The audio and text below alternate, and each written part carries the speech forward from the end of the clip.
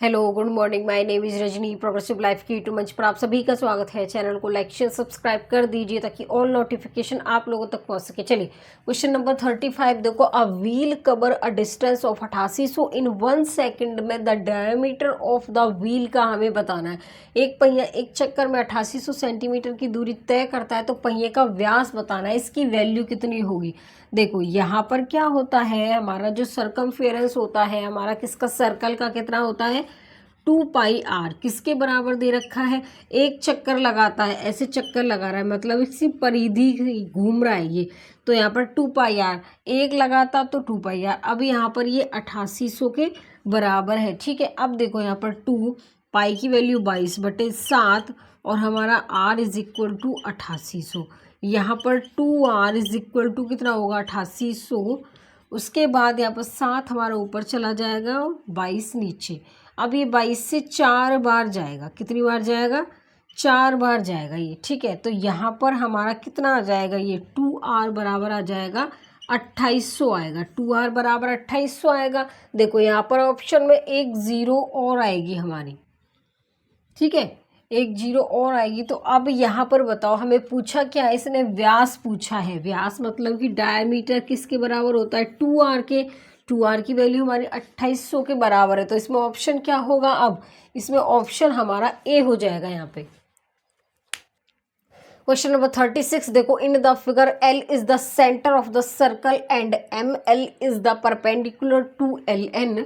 If the area of triangle यहाँ पर LMN is 36 then the area of the circle का हमें बताना है।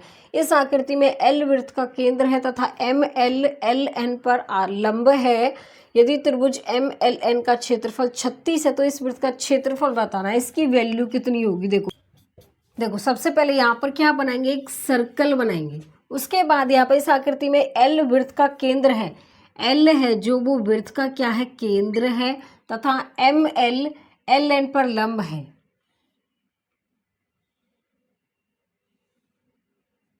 यहाँ पर LMN। उसके बाद यहाँ पर क्या कह रहा है कि ये जो हमारा ML है, ML LN पर क्या है, लंब है। यदि त्रिभुज ML का क्षेत्रफल 36 है तो हमें बताना है इसकी रेडियस R और इसकी रेडियस R है। यहाँ पर ये क्या है, परपेंडिकुलर है। अब देखो यहाँ पर ये परपेंडिकुलर है तो एरिया ऑफ किसका, ट्राइंगल का क्या होता है, हाफ बेस इनटू हाइट होता है। तो हाफ बेस इसका कितना है R और हाइट कितनी है इसकी, यहाँ पर हाइट है इसकी R। तो ये किसके बराबर है, ट्राइंगल यहाँ पे ML का क्षेत्रफल है, ये ट्राइंगल यहाँ पर MLN थी, इसका क्षेत्रफल 36 के क्या है, बराबर है। तो यहाँ पर R² बराबर है, देखो 36 R² किसके बराबर हो जाएगा, हमारा 72 के बराबर हो जाएगा। अब हमें बताना है एरिया ऑफ सर्कल का क्या होता है, πr² होता है। अब यहाँ पर R² की वैल्यू कितनी है, 72, तो यहाँ पर 72 पाई आ जाएगा। ठीक है, तो एरिया ऑफ किसका, सर्कल का कितना हो जाएगा, 72 पाई। तो इसमें ऑप्शन क्या होगा हमारा, इसमें ऑप्शन हमारा यहाँ पर बी हो जाएगा। क्वेश्चन नंबर 37 देखो यहाँ पे। What is the area of a sector of circle of radius 14 centimetre and the central angle 90 degree है। यहाँ पे 14 सेंटीमीटर त्रिज्या और केंद्रीय कोण 90 डिग्री वाले वृत्त के वृत्तखंड का क्षेत्रफल बताना है, इसकी वैल्यू कितनी होगी। क्या होगा इसका फॉर्मूला बताइए, बताओ इसका फॉर्मूला। कल भी क्वेश्चंस कराया था, πr² 360 डिग्री और जितना एंगल है वो हम लिखेंगे। देखो अगर हमारा रेडियस हमारा 14 है तो हमारा एरिया कितना आएगा 616। कल भी कराया था, अगर डायरेक्ट आपको याद नहीं है तो अगर आपको सॉल्व करना है, पाई की वैल्यू रखो फिर आर की वैल्यू रखो, तब जाके आपको पता चलेगा कि 616 आएगा।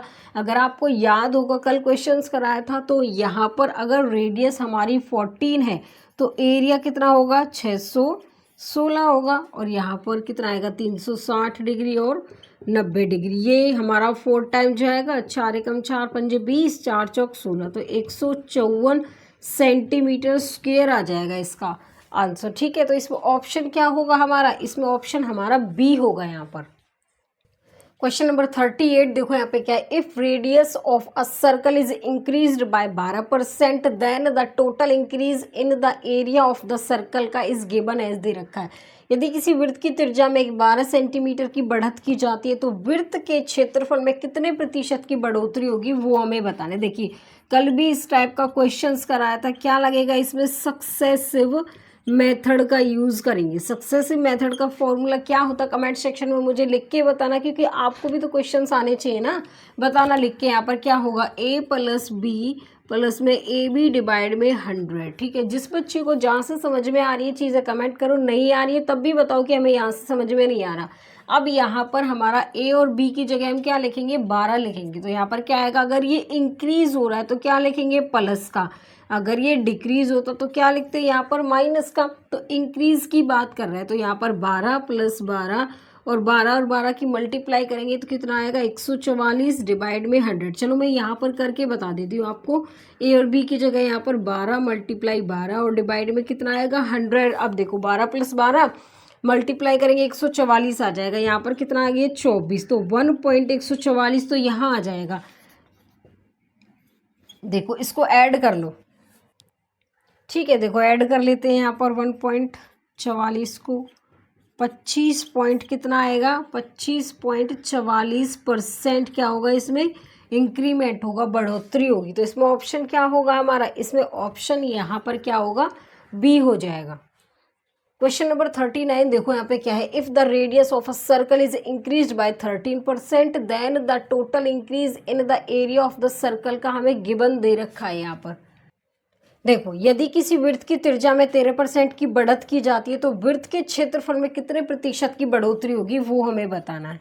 देखो अभी तो इससे पहले 12% इंक्रीज हो रहा था, लेकिन अब इस वाले क्वेश्चन में 13% क्या हो रहा है, इंक्रीज। तो क्या लगाएंगे, सक्सेसिव मेथड का क्या करेंगे, इसमें यूज करेंगे हम। क्या होता है, a प्लस बी प्लस में ए बी डिवाइड में 100। अब देखो a और b की जगह क्या लिखेंगे, 13 प्लस में यहाँ पर 13 और यहाँ पर 13 फिर 13 की मल्टीप्लाई और डिवाइड में 100। यहाँ पर कितना आएगा, ये 26 और 1.69 तो 27.69% क्या हो रहा है, इंक्रीमेंट हो रहा है, बढ़ोतरी की बात ही कर रहा है ये। तो इसमें ऑप्शन क्या होगा हमारा, इसमें ऑप्शन हमारा बी हो जाएगा। यहाँ पर समझ में आ गया। चलिए आज के लिए बस इतना ही, ऑल दी बेस्ट।